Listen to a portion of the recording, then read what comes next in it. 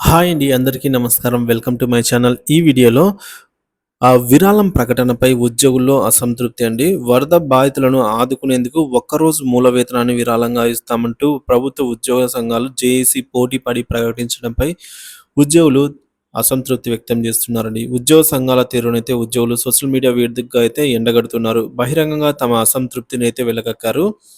ఒక జేఏసీ 130,00,00,000 ఇస్తామంటే, మరొక జేఏసీ 100,00,00,000 విరాళం ఇస్తామంటూ ముఖ్యమంత్రి సీఎస్‌కు అంగీకార పత్రాలను గూడా అందజేశారనమాట. సో, దీనిపై విభిన్న వాదనలు ఉన్నాయండి.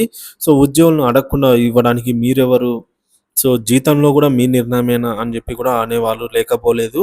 సో, ఒక్కొక్కరి వాదన ఎలా ఉందనేది వీడియోలో తెలుసుకుందాము. ఈ వీడియో కేవలము మనకు ఎవరి వాదన ఎలా ఉంది, సో, ఎవరి ఆలోచన ఎలా ఉంది అని తెలుసుకోవడానికి మాత్రమే అండి.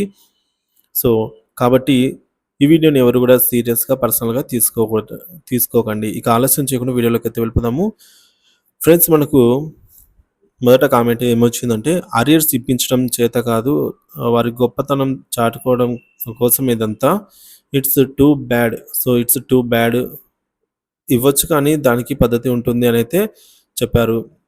సో, ఇది కరెక్టే అండి. సో, కరెక్టే అనిపిస్తుంది. సో, ఇవ్వచ్చు కానీ దానికో పద్ధతి ఉంది. సో, ఇవ్వచ్చు అనైతే ఈయన అంటున్నారు కానీ ఆ పద్ధతి ఇది కాదు అనైతే ఈయన తెలియజేయడం జరిగింది తన అభిప్రాయాన్ని. ఇక వన్ డే అన్‌రేటబుల్ అమౌంట్ కదా! Jagan is fit CM to the employees అనైతే అంటున్నారు. తర్వాత ఛానల్ యాంకర్ గారు కూడా అసంతృప్తి వ్యక్తం చేసిన కొద్దీ ఉద్యోగుల అభిప్రాయాలతో ఏకీభవించినట్టు మాట్లాడడం దురదృష్టం. డిమాండ్స్ ఏవి సాధించాలన్నా సంఘాల ద్వారానే కదా సఫలీకృతమయ్యేది. చిన్న చిన్న సమస్యలుంటే నాయకులతో మాట్లాడుకొని అభిప్రాయాలను చెప్పుకోవచ్చు. సోషల్ మీడియా ద్వారా ఆహ్, వే వెతి వేడిలో వేడితో లోకువ అయ్యేది మనమే. వీటితో లోకువ అయ్యేది మనమే. అసంతృప్తి ఉద్యోగుల అభిప్రాయం కరెక్టే. డీఏ, డీఆర్, పీఆర్సీ అరియర్స్, కొత్త పీఆర్సీ లేట్ అవుతున్నందువలన ఐఆర్ మొదలైన ఆర్థిక ప్రయోజనాలు న్యాయంగా దక్కాల్సినవి కూడా రాబట్టలేకపోతున్నారనే అసంతృప్తి సంఘ నాయకుల మీద ప్రతి ఉద్యోగ, ఉపాధ్యాయ, పెన్షనర్స్‌కి ఉన్న మాట వాస్తవము. సో, వాస్తవ పరిస్థితుల్లో వరద బాధితుల సహాయార్థం సంఘం ప్రకటించిన ఒకరోజు వేతనాన్ని, విరాళాన్ని మనందరికీ బాధ్యతగా మానవతా దృక్పథంతో స్వాగతించాలి. ఇందులో ఏ ఉద్యోగి వ్యతిరేకం కాదు. At the same time association అనైతే అంటున్నారు. సో, ఈయన అభిప్రాయాన్ని ఈయన చానా పద్ధతిగా, కరెక్ట్‌గా తెలియజేశారండి.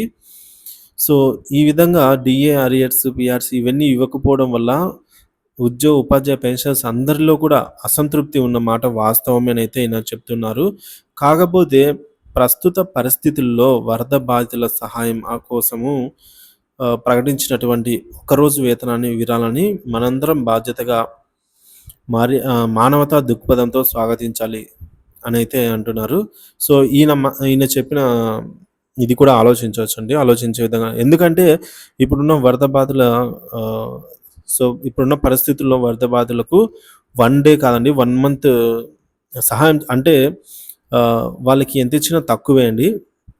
సో, ఇదే విధంగా ఉద్యోగ సంఘ నాయకులు గూడా చెప్తే, సో, ఈ విధంగా వచ్చేది కాదనే అనుకుంటున్నాను. ఈయన చాలా కన్విన్షియన్‌గా అయితే చెప్పారు. సో, ఈ విధంగా అభిప్రాయం అయితే ఉందండి కొందరికి. ఇక తర్వాత డిక్లరేషన్‌షిప్ డిసిషన్స్. డిక్లరేషన్ అంటే సెల్ఫ్ వాళ్ళకి వాళ్ళే డిసైడ్ అవుతున్నారని అయితే అంటున్నారు. ఐ సపోర్ట్ యువర్ వర్డ్స్ అంటే ఆ ఉద్యోగి ఆ విధన ఆయన ఏదైతే చెప్పారో మీరెవరు ఇవ్వడానికని. So, support. అలాగే కొందరు గుడ్ అంటున్నారు, కొందరు సపోర్ట్ అంటున్నారు, కొందరు 100% కరెక్ట్ అని కూడా అంటున్నారు. కరెక్ట్‌గా చెప్పారు అని అంటున్నారు. రాంగ్ స్టేట్మెంట్ అని కూడా అనేవారు ఉన్నారండి. సో, అంటే ఇలా ఆహ్, ఇలా చెప్పడం రాంగ్ అని గూడా అనేవాళ్ళున్నారు. రైట్ క్వెషన్ అయితే అంటున్నారు. అంటే ఇలా అడగడం కరెక్టే అని గూడా అంటున్నారు. ఇక ఈ అభిప్రాయం సరికాదు. ఇది అందరూ సహకరించి ఆదుకోవాల్సిన తరుణము. ఉద్యోగ సంఘాలు బాధ్యతాయుతంగా స్పందించవలసిన తరుణము. ఏడుపులు, పెడబొబ్బులు తర్వాత పెట్టుకోవచ్చు. అయితే మన సంఘాలు మాలినవి, సందేహం ఏముంది అని గూడా అనేవారు ఉన్నారండి. అలాగే కొందరైతే ఈ విధంగా ఒక్కొక్కరు వాళ్ళ యొక్క ఆహ్, ఒక్కొక్కరు వాళ్ళ యొక్క అభిప్రాయాన్ని ఈ విధంగా తెలియజేశారండి. సో, ఇందులో తప్పేమి లేదు. అభిప్రాయాన్నయితే చెప్పవచ్చు. ఆహ్, ఫ్రెండ్స్ ఇక వాస్తవానికొచ్చినట్లయితే వరద బాధితులకు విరాళం ఇవ్వడం అనేది చాలా ప్రధానమండి. ఎందుకంటే ఆ పరిస్థితిలో మనమే ఉండొచ్చు. మన ఫ్యామిలీ మెంబర్స్, మన రిలేటివ్స్, మన ఫ్రెండ్స్ ఎవరైనా ఉండొచ్చు. సో, ఈ వరద ముంపులో ఉన్న వారికి సహాయం చేయడంలో తప్పే లేదండి. కాకపోతే ఈయన చెప్పినట్టు దీనికి ఇది సరైన పద్ధతి కాదేమో అని కూడా ఒక ఆలోచన అయితే చేయాలి. ఎందుకంటే నిప్పు లేనిది పొగ రాదు. ఎందుకంటే ఉద్యోగులలో కొందరు వ్యతిరేకిస్తున్నారు ఈ విధానాన్ని. ఇప్పుడు ఉద్యోగులు సొంతగా తమకు తామే ఏదైనా చేసి ఉండొచ్చు వరద బాధితుల కోసము. సో, తనకు తామే ఏదైనా చేయాలని అనుకుండవచ్చు. సో, తెలిసి చేసినా, తెలియక చేసిన సహాయం అయితే ఉపయోగం పడిన వారికి అయితే ఉపయోగపడుతుందనమాట. సో, అదే మనకు కావాల్సింది. ఇప్పుడు ఉద్యోగ సంఘాలు 130,00,00,000 ఇస్తామనైతే అంటున్నాయండి. మరొక ఉద్యోగ సంఘము 100,00,00,000 విరాళంగా ఇస్తామనైతే అంటున్నారు. ఇదంతా వాళ్ళది అంటే వాళ్ళు గూడా ఇందులో పార్టిసిపేట్ చేసే. సో, అందరిది కలిపి మా అందరిది కలిపి మేమిస్తాము అనైతే వాళ్ళు డిసైడ్ అవ్వడం జరిగింది. అయిన తర్వాత ఈ విధంగా ఉద్యోగుల్లో వ్యతిరేకత రాకూడదు కదండీ! సో, మీరు చెప్పింది కరెక్టే గానీ, ఉద్యోగుల్లో వ్యతిరేకత వస్తోంది. అంటే దాని అర్థం ఏంటంటే, ఉద్యోగుల జీవితంలో సో, వాళ్ళు వాళ్ళకి అవసరాలు ఉండొచ్చు. మేబీ వాళ్ళకు రేపొద్దున ఏదైనా ఉద్యోగికి అవసరమైతే, అప్పుడు ఆయన చెప్పుకోనికి కూడా ఎవరు ఉండరు. ఉండకపోవచ్చు. సో, ఎవరికి చెప్తారండి? అంటే ఉద్యోగికి ఏ కష్టమొచ్చినా గూడా ఆయన ఎవరికీ చెప్పుకోకూడదు. ఎందుకంటే ఆయన ఉద్యోగి కాబట్టి ఆయన దగ్గర మస్తు డబ్బులైతే ఉంటాయి. అంటే నేనేదో వెటకారంగా చెప్పనీకి కాదండి. సో, ఉద్యోగులు గూడా ఎంతోమంది చాలా కష్ట పరిస్థితుల్లో ఉన్నవారు గూడా ఉన్నారు. అలా లేకపోలేదండి. సో, ఉన్నారు కాబట్టి ఈ బల్క్ అమౌంట్‌ను విరాళంగా ఇవ్వడము కరెక్టే. కానీ ఈ బల్క్ అమౌంటు ఎవరైతే ఇవ్వాలనుకుంటున్నారో వాళ్ళ దగ్గర తీసుకొని ఇవ్వచ్చండి. అది బెస్ట్ అనైతే నేను అనుకుంటున్నాను. ఇప్పుడు ఎవరైతే ఇప్పుడు అందరూ ఒకేసారి గుంపులో గోవిందా అన్నట్టు గాకుండా ఎవరైతే దీనికి ఇవ్వాలనుకుంటున్నారో వారే డైరెక్ట్‌గా ఫండ్ జేస్తే సరిపోతుంది. లేదంటే వాళ్ళకొక ఆప్షన్ పెట్టొచ్చండి.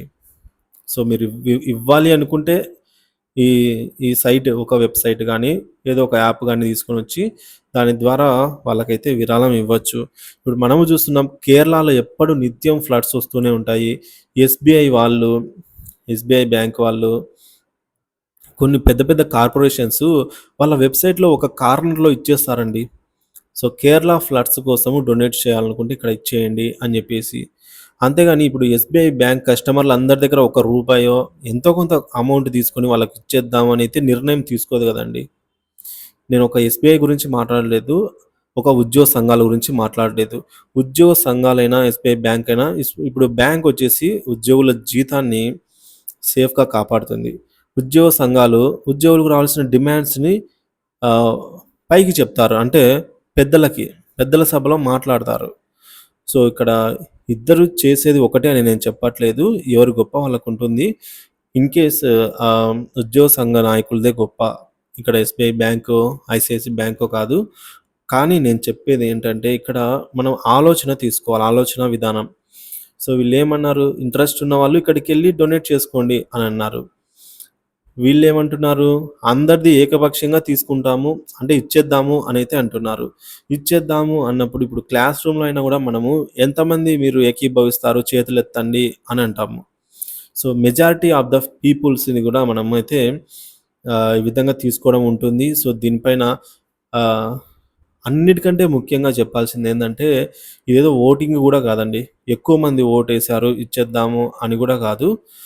ఇది 100% ఉద్యోగి యొక్క సాలరీ అన్నమాట. సో, సాలరీ అంటే ఆయన కష్టార్జితం. ఆయన ఈ మంత్ ఏ దానికి పెట్టుకొనున్నారో, సో, ఈ మంత్ ఆయన ఏ దానికి ఏ ఖర్చు వస్తుందని జెప్పేసి ఆయన కట్టాలని ఉన్నారో, సో, ఉద్యోగులకు సంబంధించి గూడా ఈఎంఐలు అవి ఇవి అన్నీ ఉంటాయన్నమాట. వచ్చిన జీతం వచ్చినట్టే వాళ్ళకి గూడా గడవడం కష్టం. పిల్లలుంటారు, ఫ్యామిలీ ఉంటుంది. సో, ఇక్కడ వరద బాధితులకు నేనేం తక్కువ జేసి చెప్పడం లేదండి. వరద బాధితులకు ఎంత ఇచ్చినా గూడా మనం ఆదుకోలేము. ఆదుకోలేము ఇన్ ద సెన్స్ అంటే తక్కువే అని అయితే నేను చెప్తున్నాను. సో, కాబట్టి నా అభిప్రాయం ప్రకారం నేనైతే ఏమనుకుంటున్నా అంటే, ఎవరైతే ఇంట్రెస్ట్ ఉన్నారో వాళ్ళొక లైక్ ఒక డొనేషన్ లాగా, వాళ్ళే ఇచ్చేలాగా ఒక ప్రాసెస్ అయితే తీసుకొనొచ్చి, ఆ బల్క్ అమౌంట్ 100,00,00,000 కాకపోయినా 50,00,00,000 వస్తుందండి. ఇప్పుడు చాలామంది ఈ విధంగా సపోర్ట్ చేస్తున్నారు కాబట్టి 50 క్రోర్స్ అయినా వస్తుంది. ఆ వచ్చిన అమౌంట్‌ని ఇస్తే అది అఫీషియల్‌గా ప్రతి ఒక్కరికి ఇదిగా ఉంటుందనైతే నేను అభిప్రాయపడుతున్నాను. సో, ఇది గూడా కరెక్ట్ కాకపోయుండొచ్చండి. ఇది గూడా నా అభిప్రాయం గూడా ఏ ఒక్కరి అభిప్రాయం గూడా కరెక్ట్ గాదు. ముందనుకున్నట్టుగా మెజారిటీ ఆఫ్ ద పీపుల్ ఏదైతే నమ్ముతారో, సో, దాన్నే ఫైనలైజ్ అయితే చేయడం మంచిది. సో, ఇది నా ఆలోచన మాత్రమే అండి. అలాగే మీ అభిప్రాయాన్ని కామెంట్ ద్వారా తెలియజేయండి. Thank you for watching this video.